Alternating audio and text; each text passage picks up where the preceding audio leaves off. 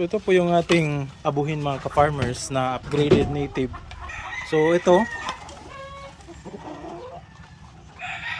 nangingitlog na sila. So ngayon lang itong araw na ito nakakuha tayo ng mga itlog. Ito meron pang isa dito. So ayan. So ang liliit pa ng itlog nila dahil unang-unang itlog pa lang ng ating mga manok na ito. So di ko alam kung kaninong itlog ito.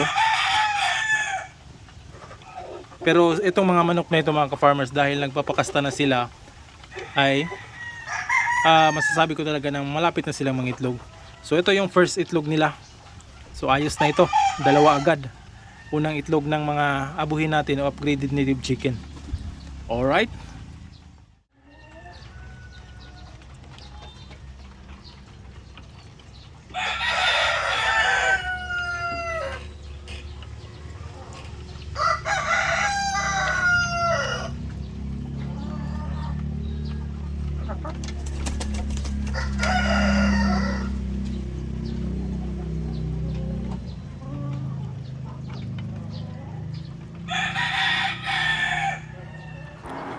Kung may tatanong nyo mga ka-farmers kung pwede ba nating incubate itong mga itlog na maliliit, ang sagot niyan ay nakadepende mga ka-farmers. Oo, pwede nating incubate ito kapag meron itong similya kahit na maliliit ito. Pero ang disadvantage niyan ay kung maliliit ang mga itlog, maliliit din ang mga sisiw na lalabas. Merong iba nagsiset talaga sila ng standard dahil kung maliliit din yung mga sisiw na lalabas, maaaring maliliit yung mga magiging anak nito o magiging mga itlog nito in the future. So yung iba ang ginagawa nila, hindi nila i-incubate yung mga maliliit na itlog at nagsiset sila ng standard na yung malalaking itlog ang i-incubate nila para malalaki yung mga sisiw na lalabas at kalaunan kapag ito na ay nangingitlog, malalaki din ang binibigay na itlog nila.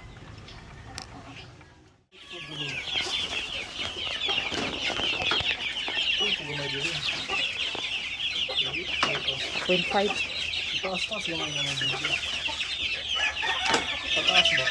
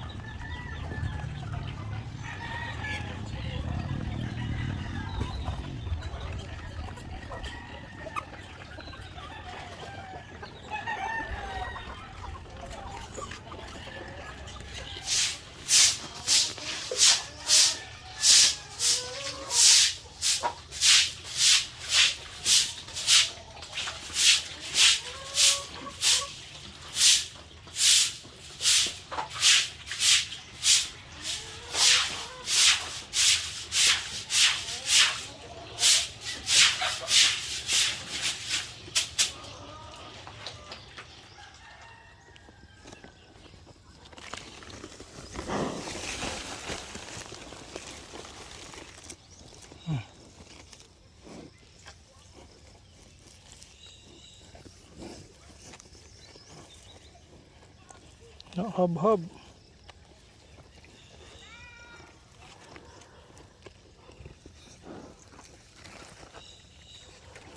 Ay mo na, wala kay kaagaw.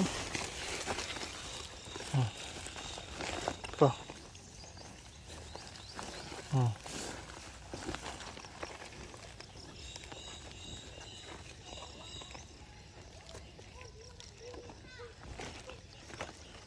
Lami.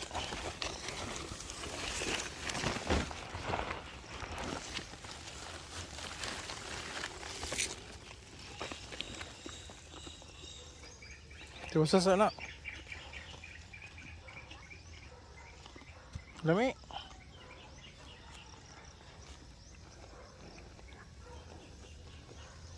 Apa na mag-usap?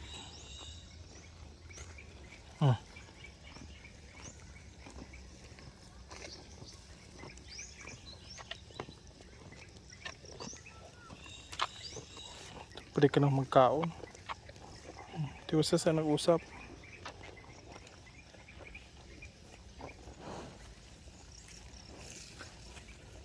Ayaw kaon.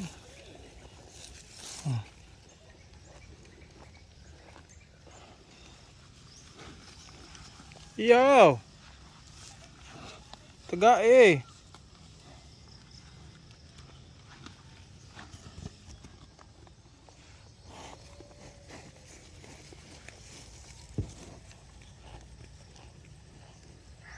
Good girl!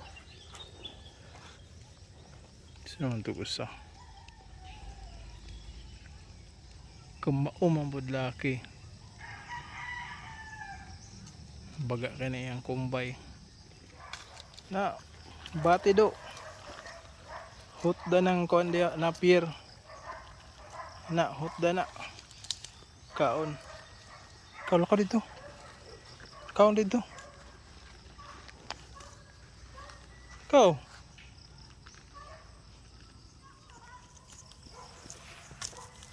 Na do. Bati do.